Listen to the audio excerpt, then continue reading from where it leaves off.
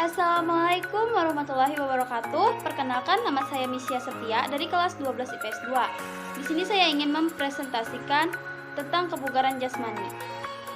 Sejarah singkat kebugaran jasmani. Sejarah kebugaran jasmani, istilah pendidikan jasmani telah dikenal pada tahun 1950-an di Indonesia. Cukup lama menghilang dari wacana, terutama sejak tahun 1960-an tatkala istilah itu diganti dengan istilah olahraga. Dampak dari perubahan tersebut sangat luas dan mendalam, terutama terhadap struktur dan isi kurikulum di semua jenjang pendidikan sekolah. Kesalahpahaman juga terjadi terhadap makna kedua istilah itu, karena hampir selalu hanya dikaitkan dengan kepentingan pembinaan fisik, seperti tujuan berprestasi atau sebatas pencapaian derajat kebugaran jasmani. Konsep dasar pendidikan jasmani dapat dipandang dari tiga aspek, yakni sejarah, pandangan filsafat, dan bukti-bukti ilmiah. Upaya pembaharuan pendidikan jasmani yang terpayungi dalam kerangka sistem pendidikan nasional berlangsung dalam sebuah bentangan pergulatan antara dorongan untuk berubah dalam kesinambungan kebijakan publik dalam pembinaan olahraga yang tercermin dalam kepentingan nasional berupa prestis dan kebanggaan nasional untuk membangun percaya diri bangsa selama era pemerintahan Bung Karno dalam kerangka atau selama era dalam pemerintahan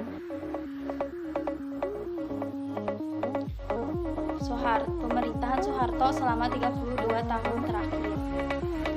Sangat kuat memengaruhi arah, isi dan pengelolaan olahraga pada umumnya dan pendidikan jasmani pada khususnya. Pasang surut keolahragaan nasional yang telah merasuki kehidupan bangsa Indonesia sejak pra kemerdekaan memang banyak dipengaruhi oleh kebijakan pemerintahan dan faktor politik. Namun kelebihan dan kekurangan kebijakan pemerintahan yang diluncurkan merupakan respon nyata yang diposisikan bapak bangsa dan pemerintah untuk menjawab tantangan zaman pada masa itu. Untuk menjawab tantangan berupa gerak perubahan dinamik yang dibangkitkan oleh globalisasi yang menempatkan pembangunan modal manusia dan modal sosial dalam kehidupan strategis, maka arah pembaharuan pendidikan jasmani adalah untuk mendukung pembaharuan pendidikan pada umumnya. Konsep pendidikan jasmani erat kaitannya dengan pendidikan rekreasi dan pendidikan kesehatan yang menghasilkan bidang studi penjaskes. Perpaduan antara pendidikan jasmani dan pendidikan kesehatan dengan titik persamaan dalam tujuan terbentuknya gaya hidup aktif sepanjang hayat untuk mencapai kesehatan. Meskipun demikian, pembelajaran penjaskes menjadi tidak menentu dalam hal substansi dan tujuan. Persaingan dalam alokasi bagi penyampaian substansi dan akhirnya mengiring guru-guru hanya sekedar menyampaikan informasi dan bahkan pengetahuan yang tidak fungsional atau teori sebagai ganti kegiatan praktik.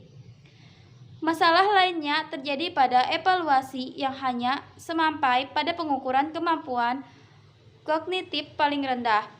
Pengajaran terpadu tidak mampu diterapkan oleh guru-guru penjas mengaktualisasi konsep penjaskes tersebut.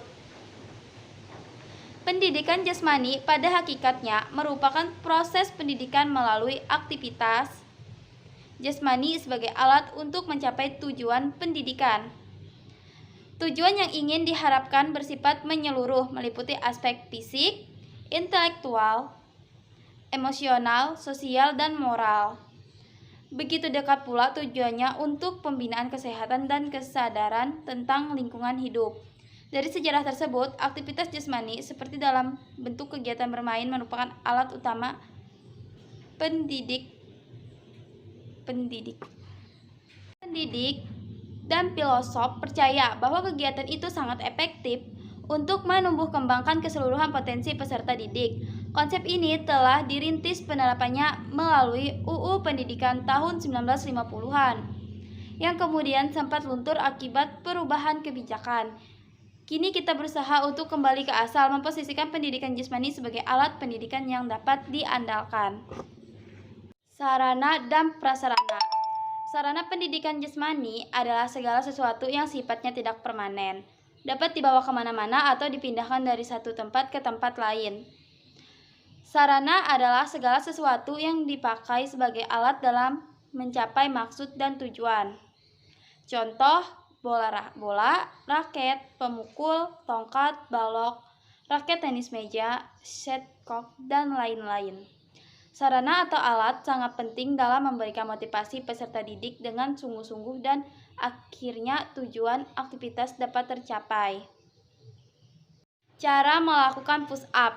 Push up adalah gerakan menarik turunkan badan dengan posisi badan telungkup menggunakan tumpuan lengan dan kaki. Adapun tujuan push up adalah untuk melatih otot lengan dan dada. Berikut cara melakukannya. Pertama-tama, ambil posisi telungkup atau tengkurap dengan posisi kedua telapak tangan di samping dada. Siku ditekuk dan jari-jari menghadap ke depan. Kedua kaki dirapatkan dan lurus ke belakang dengan ujung kaki bertumpu pada lantai. Wajah menghadap ke lantai dengan posisi badan lurus sejajar dengan kaki. Selanjutnya, angkat badan ke atas hingga kedua tangan lurus dan usahakan posisi badan masih lurus sejajar dengan kaki. Kemudian badan diturunkan kembali dengan cara menekuk kedua siku.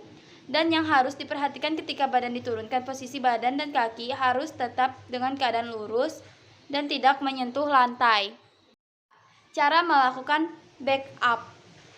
Back up adalah gerakan menaik turunkan badan dengan posisi badan telungkup menggunakan tumpuan kaki.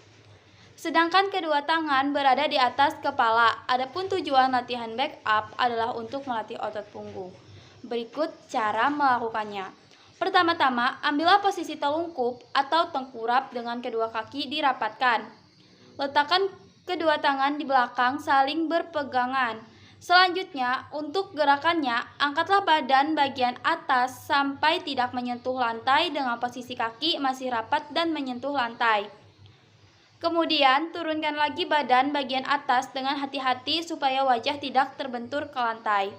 Yang ketiga, cara melakukan sit up. Sit up adalah gerakan menaik turunkan badan dengan posisi badan telentang dan posisi kedua kaki rapat ditekuk. Sedangkan tujuan sit up adalah untuk melatih otot perut. Berikut cara melakukannya. Pertama-tama, ambillah posisi terlentang dengan kedua kaki sedikit ditekuk dan telapak kaki menempel sepenuhnya dengan lantai. Posisi kedua, tangan menekuk berada di samping badan dan menempel dengan badan, atau kedua tangan menyilang di atas badan. Selanjutnya, angkatlah badan naik ke atas dengan posisi badan tegap atau tidak membungkuk. Turunkan kembali badan dengan posisi badan tetap tegap dan lurus. Ketika menurunkan badan, perkenaan badan dengan lantai dan punggung. Sekian materi presentasi dari saya. Jika ada kesalahan, saya mohon maaf. Wassalamualaikum warahmatullahi wabarakatuh.